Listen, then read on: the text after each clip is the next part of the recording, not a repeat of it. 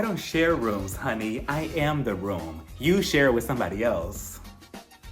Hey everybody, welcome to my channel. I am Raphael and I am here to review season 8, episode 13 of The Real Housewives believing that a maid picked up their husband's hotel phone. Of Potomac. We start the episode off with Mia and Gordon, and they're talking about the Happy Eddie event from last episode. Mia's filling him in on everything that happened between her and Karen, and she's like, well, me and Karen, we also got into it, and she called me a trick. She called me a trick for no reason, Gordon. And Gordon is like, oh, really? Why did she call you that? She was like, I'm not sure. But then in the confessional, the producers asked her, how come you told Gordon about what happened between you and Karen, but you didn't tell him about what Karen said about you sleeping with a rapper? See, if I was Mia, I would have told the producers, shh, you know, we don't speak about the side dick. You know, keep it down. You talking too loud. But she was like, well, I mean, he doesn't really need to know that. I'm like, oh, but just last episode, it was, me, Gordon, and the rapper. We were hanging out. He knows of him, but now it's a secret. So Ashley and her titty shows up. She's looking around at the apartment, reminiscing on what her and Michael used to have. So then Mia asked her, so like, what's going on between you and Michael in this whole divorce? And the second that she asked the question, I could have answered for Ashley. It's never happening. Simple. But Ashley, she goes on to say that, Michael's kind of like a financial security to her. Surprise, surprise. And she's like, when I was younger, I would see my mom, she got evicted twice. And, I would come home from school and all our stuff would be on the sidewalk. And that was pretty painful to watch. And I mean, I understand, Ashley, but I would assume that if you go through something like that, that would have gave you the motivation to outsmart Michael in the end, but he still had a one-up on you. And now you're leaving this whole divorce eventually when it does happen in the future, because she does tell Mia, I'm going to get a divorce. I'm going to sign the papers by the end of the year.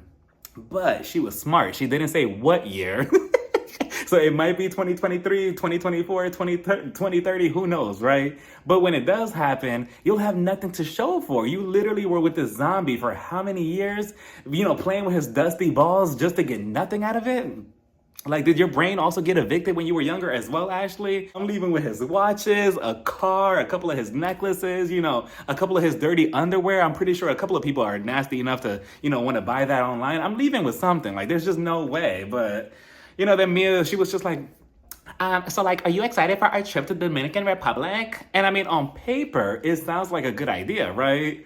But from their trips and activities that they've been doing this season so far, I have little hope to it because, I could see them getting there. They'll have a beautiful place to stay at, a beautiful location, and the activities will be something like, okay, everybody, grab your shovels. Whoever digs up the biggest worms and insects wins. And on top of that, Miss Embezzled herself, Robin, she's hosting the whole trip, so we're already starting off on a bad foot. And then in the confessional, we see Candace, and Candace was like, the Dominican Republic is big enough for my fabulosity, but I don't think it's big enough for Robin's big ass. And I'm like, oh, the same big ass that you were so desperate to be friends with the whole entire season, that big ass? The same big ass that had you crying the entire season because she wasn't talking to you at certain events, that big ass? Then we finally get to the awaited sit down between Aneka and Wendy. They get to the restaurant. What was with the whole slow motion walk to the restaurant? They get there. Wendy looks so beautiful in this outfit. They sit down and, they start talking about this whole shrine situation again. Hold on. I just 1 second. I don't know how long I can keep doing this for. Like, it's just every week we're talking about this. Like, I can't. Like, I know. Give me 1 second. Okay, I'm back. At this point, I'd rather see Charisse sleeping on a couch for 45 minutes than talk about this any longer. But, they're talking about this whole shrine situation. My stance on this still hasn't changed. I do still feel like Wendy and Aneka are both full of shit, but at the same time, they're both telling the truth to each other. And I don't know, I'm leaning a little bit more towards Aneka's side because I just don't understand why would she come onto the show and make up such a crazy accusation like this about somebody's mother for what? For a storyline purpose? So I do feel like there is some truth to it. It's very inappropriate, but Wendy, of course, she's not going to throw her mother underneath the bus and say, oh, you know what? Yeah, my mom is a witch. Or yeah, she did say that she put your name in a shrine. She's not going to admit that, of course. So of course she's going to deny it. She's telling Aneka, I want you to apologize for calling my mom a witch. Aneka, eventually she does. She's like, I'm sorry for doing that. I'm sorry for the names. And that's that. Wendy, I don't think that she's still okay with that because then she's like, you were affecting my children. I'm like, wait a minute, I thought we kind of got over the issue, but obviously not. And I saw people online on Twitter specifically, they are more towards Aneka's side. They do not like Wendy. They think that Wendy is dragging this whole situation out.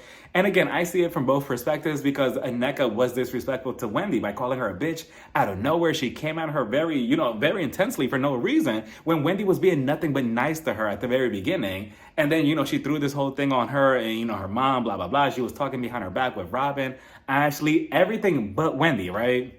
That's why I feel like this whole sit-down conversation is just a little bit too late. And on top of that, you're talking about somebody's mother. I'm pretty sure if anybody said, oh, your mom's a witch, I'm pretty sure that any of us would not take kindly to that, especially if you're in the Nigerian culture. Wendy is telling her that, it's a very sensitive thing. That's not something that you just sweep underneath the rug like, okay, you apologize, it's fine, let's just move on.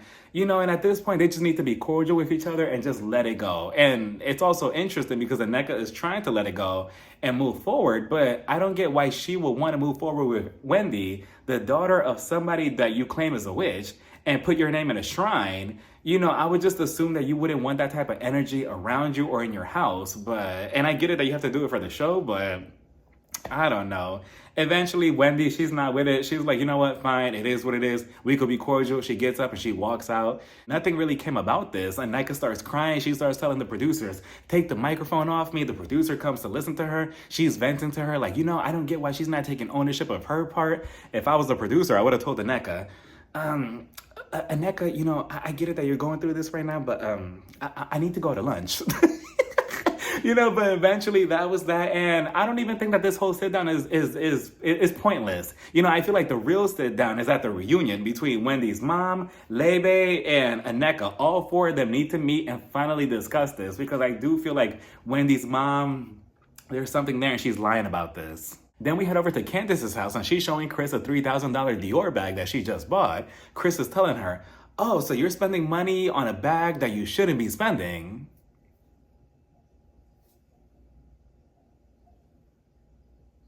Oh, you're talking to me? That would have been my reaction. Like, who are you talking to? I'm the one out there on stage doing a world tour. Well, not a world tour, but like a local tour, United States tour, a couple of cities. I'm the one that's out there on stage performing drive back, even when I have an attitude. Sexy fine wine, sexy fine come and lay in the bed for the night, just a little bit.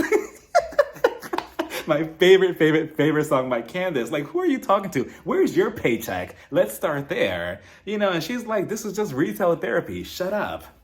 Honestly, I'm surprised that Chris has stuck around in this marriage as long as he did. I thought that he would have divorced her like 2 years ago because their relationship is not toxic, but I don't like the way they speak to each other. They curse each other out 1 second, then they're fine next. And I mean, if that works for them, I guess. But either that or she's probably going to divorce him because as her music career is continuing growing, she's probably going to look at Chris like, yeah, Chris, you're not on the same level as me. I'm leaving you in the dust. Like, you're not keeping up with me. I'm too good for you. Let's call it quits.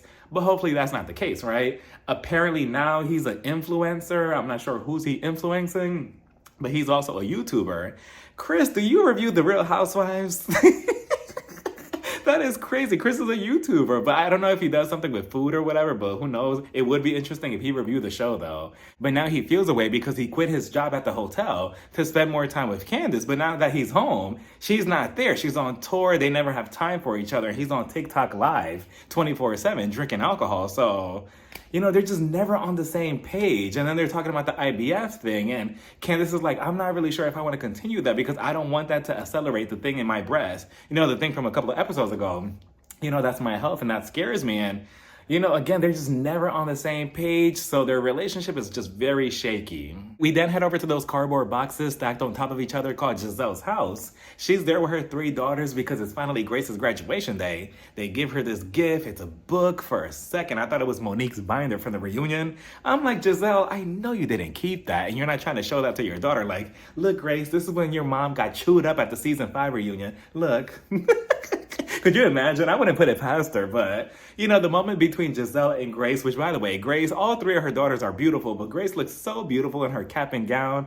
Giselle, she was trying to keep it together. She's like, I'm really proud of you. I can't believe this. This is a big stepping stone in life. And Grace, she was trying to keep it together. And the whole moment was just really, really cute. I'm like, Giselle, why can't you be like this 24/7 on the show? Because for a second, she has me in this illusion like, oh, Giselle. And then 2 seconds later, I'm like, oh, Giselle. Then eventually we see Grace, she graduates. Congratulations to her. And then, did anybody smell what I smelled?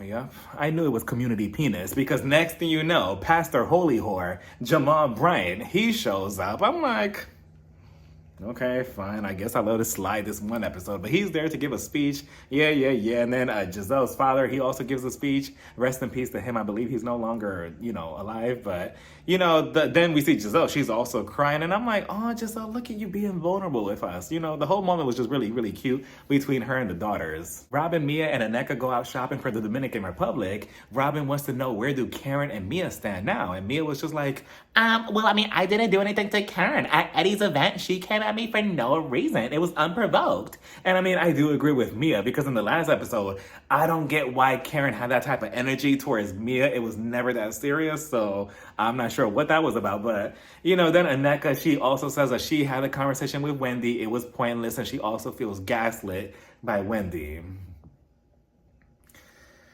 Okay, that's how she feels, and that's how she feels. Like, at this point, I feel gaslit by this whole show. But okay, Aneka. And then I believe they shop for something, but did anybody notice the total? It was like $68. I'm like, what did all three of you buy? We finally get this trip on the go and they land in the Dominican Republic. They have a van waiting for them, and Robin, she explains to them that they have a huge villa waiting for them to stay at. And I'm like, wow, okay, Miss Embezzled, finally doing something correct. Kiarna, she's also invited with the rest of the cast. She's the friend of the show. And I'm looking around like, wait a minute. Where is Charisse? Charisse is probably at home in her champagne room just waiting like, any minute now they're going to call me to go on this trip. Maybe I'll just take a quick nap. Oh, wait a minute. Let me check my phone. Oh, no, not yet. Fucking bitch Karen. This rumor is that she's still waiting to this very day for her invitation. But, as they're on their way, they're all getting along for the most part. I believe Karen, you should have just kept this to the grave because she was like, well, you know what? This villa actually is the same villa that my husband Ray, I love Ray, that he stayed at a couple of years ago. He always goes on these annual golf trips to the Dominican Republic. And I remember one time after we got married, I called him once and he was here. And next thing you know, this is where she messed up. Next thing you know, I call and some woman picks up and I asked Ray, who is it? Ray told me that it was just a maid. And I was just like, okay. And I'm like, all that shit you talk about Robin staying with Juan, yet look at you. You're just as dumb as her. Like, you really believe that a maid would just pick up the phone like, hello, housekeeping? Like, Karen, come on now. Like, Ray, and I'm so disappointed. Like, Ray, just... men are just no good, huh? But, whatever. She believes that everything is okay, that it was just a maid. Okay, Giselle in the confessional, she was like, oh, really? This is going to be her whole storyline for next season. So then Mia, she was just like, well, if I'm on a beach somewhere, privately naked, mind your business. Don't ask any questions. And, she just can't wait to be a hoe on vacation, right? But like I said before, it's something about being on vacation that makes you want to fuck a stranger. But the fact that she's married, that's a whole different stipulation. And then on top of that, she tells Karen, I used to be the girls that would go on these golf trips with these men. So for all we know, or for all that Karen knows, maybe it was Mia that picked up the phone back then. Like, that is crazy. And Mia is a proud hoe, and I love it. Also, we have some disappointing news. Unfortunately, I have to take out my Juan chart again. Let me update it. You already know where I'm going with this. Here's my marker. Just so disappointed. Like, I thought things were going to be different, but... as of now, for this season, these are the episodes, and these are the episodes that Juan Dixon has been a part of. So he's been a part of episode 1, 2, 3, 4, not 5, not 6. He has been a part of 7, 8, 9, 10, and then 11 is where we started going down this season. 11 he wasn't a part of, 12 he wasn't a part of, and now this episode 13, he's not a part of. What happened, Juan? We started off so strong this season. Yeah, in the middle we got kind of rocky, but then we picked it up, and then it got kind of rocky again, but it's kind of been rocky the last 3 episodes, and I'm concerned. Where are you? Are you in Canada? Like, what's going on? We miss you. Well, we miss you. They get to the Casa de Campo, and it is beautiful. It is huge. The suite that Robin is staying in is big, and they have beautiful views as well. The whole place is just really, really nice. Except there's only a couple of rooms that are for single people, and then I believe one person has to share. Kiarna, the friend of the show. By the way, Kiarna had a beautiful confessional with the bow tie dress. She looks so, so pretty. She should have been the new housewife, but you know, for some reason, something happens with her stomach. She goes into the bathroom, and bravo, we didn't need the sound effects of the like, we didn't need the sound of a wet booty hole, but okay. Robin tells everyone that they all have their own room except one person. That one person being Karen. She's gonna have to share a room with somebody, and it's only fair because her and Giselle, they had to share rooms in previous trips, and I mean, I kind of agree. Nobody should be complaining because it was all ha ha he when it was Giselle and Robin sharing rooms. But now that it's somebody else's turn, all of a sudden it's a problem. It's only fair, Karen. But Karen, she's not having it. She's looking at Robin like, no, Robin, no. I get claustrophobic. I can't be in a room with somebody else. I need to be close to the ocean. So Karen is not having it. She's walking all around the house. Everybody, they all go to their own rooms. Again, the villa was just very, very beautiful. But I mean, I could understand not wanting to share a room with somebody on vacation, especially, you know, with a group that's already really divided. They already hate each other. So yeah, that's not happening. So Karen, she's walking around. Ashley's trying to calm her down. Like, you know, Karen, relax. What are you doing? Karen, she says that she's just going to buy another room. That's like $5,000. But I don't know what that, you know, equals in Dominican money. And then Ashley's like, how are you gonna do that? So Karen was just like, well, I have Benjamins. You know, of course, Ashley's gonna question that because she has no money unless it's from Michael. But Karen, you know, Karen has it. So Karen was just like, I have the Benjamins, honey. So she's walking around, you know, I believe Wendy and Candace, they're by the pool. And then Karen, she goes outside to join them and to try to calm down. So then Robin, I don't know why she tries because she gets chewed up every single time. She comes outside to tell Karen something like, Karen, relax. You know, you're going to have to share a room. Karen, she shuts her down right away. She's like, Robin, shut your raggedy ass up. I'm telling you, she called her a raggedy bitch like 5 times in like 5 minutes. And Robin, it's like Robin already accepted that. Like, okay, fine, I'm raggedy. I'm just going to continue talking to you, though. She's like, Karen, relax. Ashley wants to share a room with you. Like, what's going on? Karen was just like, Robin, please go back inside. I don't want to hear your bullshit. You and your raggedy ass needs to go back inside with the bullshit. So Karen, she goes back inside. She's sitting by the couch. She's pissed off. So then Ashley, she comes over. She's like, look, Karen, you can have my room. It's whatever. It's fine. I'll just share with Mia. It is what it is. And Karen was just like, oh, really? Well, thank you, Ashley. Thank you so much. So finally, everything is at peace, right? But then, what's her name? Robin, Miss Raggedy. She wants to come over and she's like, Karen, what's going on? What's the problem? You still need to apologize for acting like this. And Karen was just like, Robin, get the fuck out of my face with your bullshit. I'm telling you, it's just something about when Karen shuts Robin down every single time and Robin is just sitting there looking dumb like, okay, fine. Again, she just accepts it, right? So that was that, you know, eventually she gets her own room. It is what it is, I guess.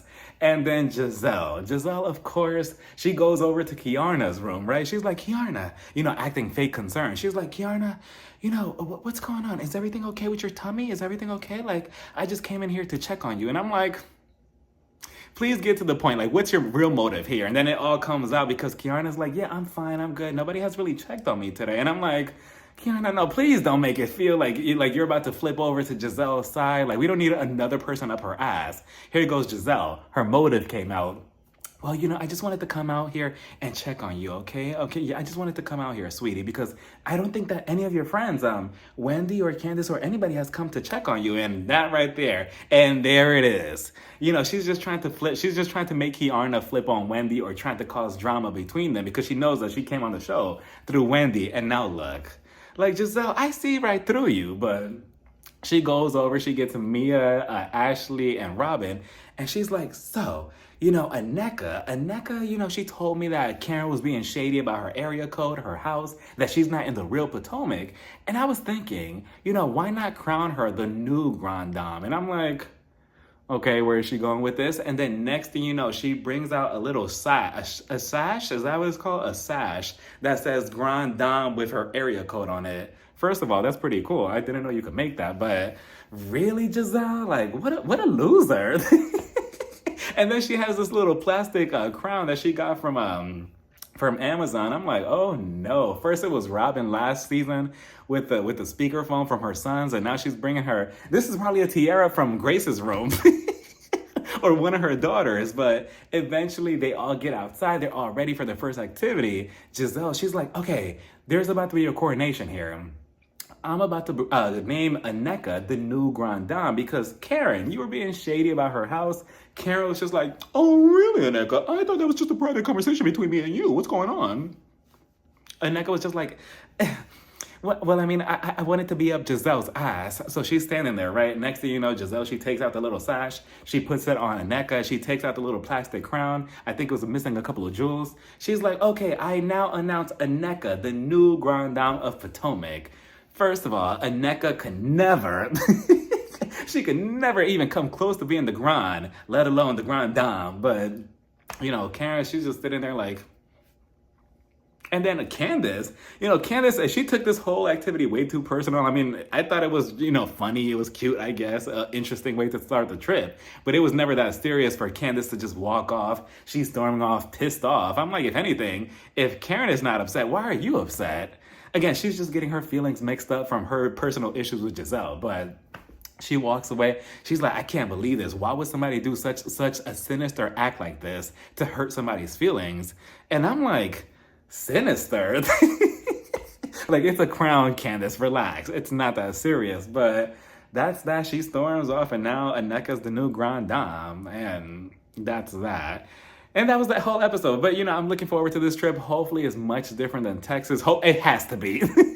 Like, it has to be. There is no other choice. But let me know what you all thought about this whole entire episode down in the comments. Bye, everybody. Mwah.